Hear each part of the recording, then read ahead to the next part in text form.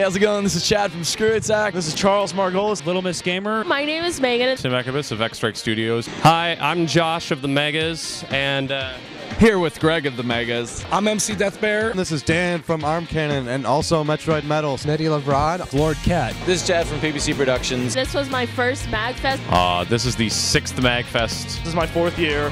7th MAGFest. This is my 2nd year at MAGFest. Is this your first time at MAGFest? My first time at MAGFest. I'm enjoying it so far. MAGFest is pretty awesome because I get to kind of show up and be a fan and also a performer and meet people who are fans of me. MAGFest 8 was super epic. I mean, there were so many things to enjoy and a ton more people than normal. Video games, movies, and video game music. What more could you want? The music is amazing, and it's just constant, overwhelming amount of things to do. I usually don't sleep, but when I do, it's uncomfortably on a floor. I mean, everybody here is really cool. Awesome games. I even won a challenge game over there with Gunstar Heroes, so I would definitely come back to MAGFest. I've already lost my voice and only one day is down. It's pretty much a huge party with a bunch of people to hang out with and good times, arcades, games. It's insane. Yes, it's crazy here at MAGFest. Look, we have Robert V. Aldrich drawing next to you on one side, and we have Zen Albatross composing chiptunes on the other side, and people selling plushies. But last year, I think I was here for about maybe 48 hours, and I was like, this is fucking awesome. I'm coming back immediately. And it's great to meet people like you. I mean, like, I'm telling you, man, it's really great to meet the fans. Like, all, 8 of you. But still, I love all 8 of you. What was the main thing that brought you to MAGFest, since this is your first time? I was actually invited here by MAGFest to take part in a panel.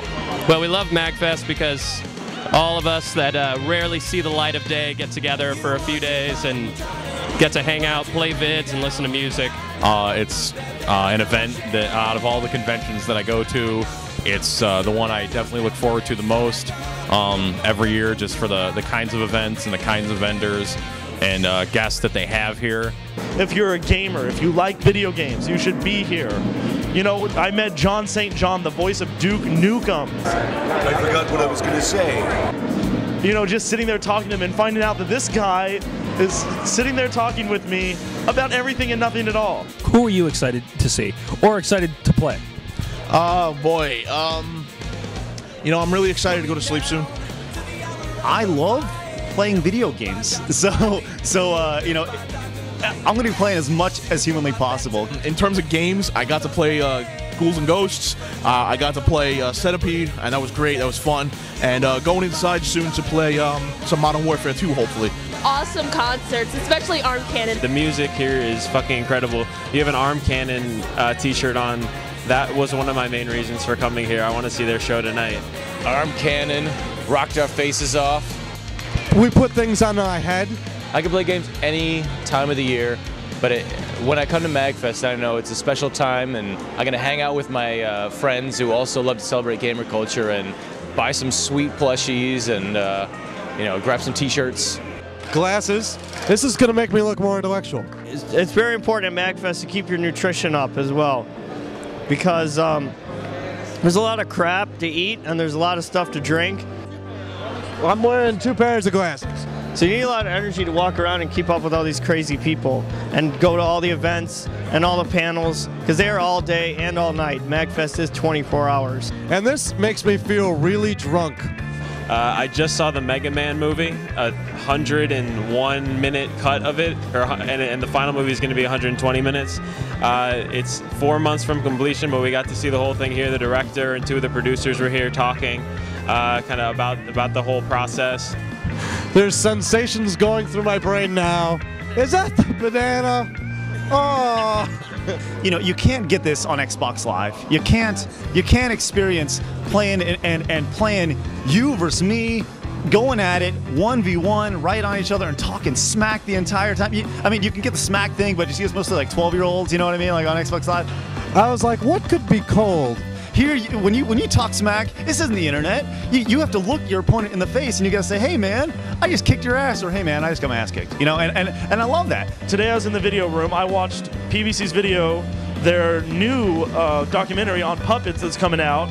Amazing. I saw Sam and Max, you know, not to mention X Strike's Resident Horror, which I even happen to be in. I'm the zombie getting flipped, by the way.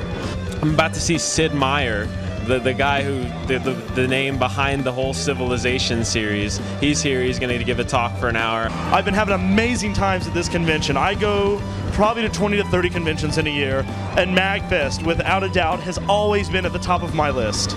Coming here, it's like you said, it's a great opportunity for a bunch of big kids to get together and act like little kids, you know, and that's something that I think today's generation, the internet generation, who, God bless it, allows me to do and have a job on a day-to-day basis. I think the same folk who grew up with the internet now, they're never going to get a chance to experience that other than on Xbox Live Arcade, which it says arcade in the title. But let's be honest, it's nothing like stepping into a dirty, smelly, nasty, gross arcade where some guy next to you has nasty BO and you're like, God, that guy smells gross, but I gotta play him and I gotta beat him.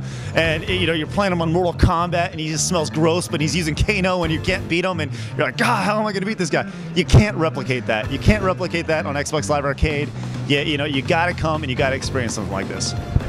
They made it another day longer this year, and it still seems too short. So they need to make it a week eventually.